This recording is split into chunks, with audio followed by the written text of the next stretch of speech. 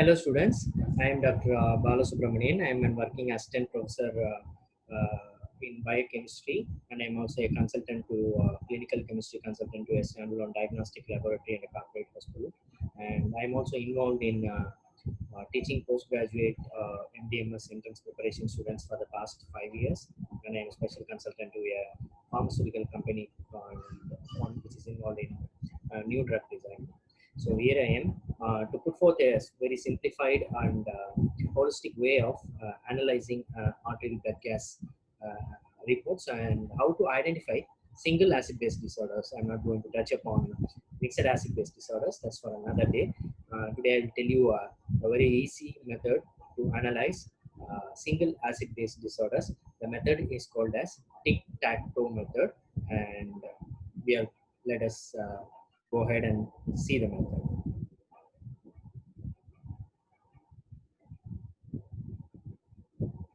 Yeah. So here I am. I'm going to call this method as tic, tac, and toe. Okay, fine. So before we starting with any ABG analysis, the four basic parameters that's going to come in any ABG report is pH, PCO2, bicarb, and PO2. So these are the four parameters that is going to come in any report, and the normal range of these parameters is like this: 7.535 to 7.45 for the pH, and 35 to 45 mmHg for PCO2, and 22 to 28 mmHg. Sorry. It's milliequivalents per liter for bicarb, and this is 75 to 105 Hg. And about this PO2, this is entirely to determine whether your patient is hypoxia or not. Otherwise, for all practical purposes, we'll be relying only on these three reports, which are pH, PCO2, and HCO3. And to make things simple, I'm going to divide this into two areas. One is the acidic or acidosis side. The other one is the alkalosis side. So, as far as the pH is concerned, anything which is less than 7.35 is acidic, and greater than 7.45 is alkalosis, greater than 7.45. And regarding the acidosis side, less than 35 is acidosis, and greater than 45 is, sorry, it's the other way around.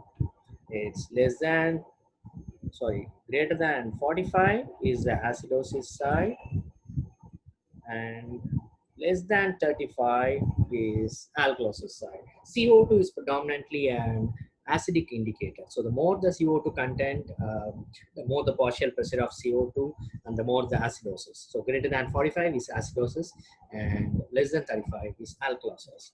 And bicarb is the basic component of the blood, or so it is the component which is involved with the alkaline pH. So more the bicarb, more the alkalosis. So this is greater than 28, this is less than. So these are the only things which you need to remember. These are the only things which you need to remember. Anything less than 7.35 pH, greater than 45 PCO2, less than 22 in bicarb, this is acidic side. Greater than 7.45 and less than 35, and greater than 28 is going to be alkalosis side. So with these parameters, we are going to construct a three-way chart in which we are going to put up reports in which we are going to find out the derangements pertaining to the single acid-base disorders. So before going that, a very simplistic way of telling acid-base disorders is only there are two components.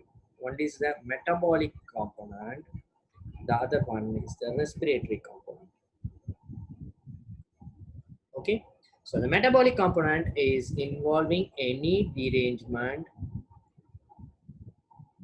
in bicarb or HCO3. So there's any derangement in bicarb or HCO3, it's termed as metabolic. However, any derangement in CO2 is termed as respiratory component. That's because the CO2 is excreted via the lungs, so it is termed as CO2. So the basic or the alkaline component is the bicarbonate, the acidic or the respiratory component is CO2. So you have to remember this, and based on this construction, we are going to put a chart like this. Let us make it like this. I will make it a bit simpler for you. Supposedly, I'm telling you there is a patient who's walking in to us with a pH of 7.25 and a bicarb of 16 and a CO2 of 37 millimeter Hg. So how do we go about this patient? In order to find out the diagnosis, we are going to construct a three-way chart, just like what I told. And this three-way chart is going to be like this. This is acidosis side, this is neutral, this is alkalosis. This is an alkalosis, right? So now we are going to write the parameters as per their specifications based on what I have discussed here. So I'm going to pick them up using this chart and put them up here in this arrangement. So let's go with pH. The pH is 7.25. That means it's lesser than 7.35. So it's gonna fall in the acidic side. It's gonna fall in the acidic side. And how about the bicarbonate? The bicarbonate is 16, which is less than 22. So this we will go about here, we're going about here.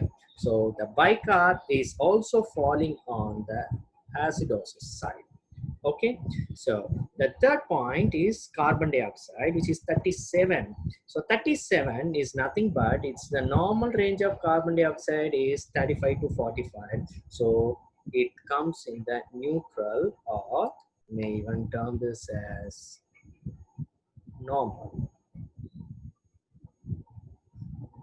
So this is a tic-tac-toe chart. This is a tic-tac-toe chart, and this now straight away puts the diagnosis on your face. Just have to see the disorder by categorizing the pH. The pH is falling on the acidosis side. So the predominant diagnosis is acidosis.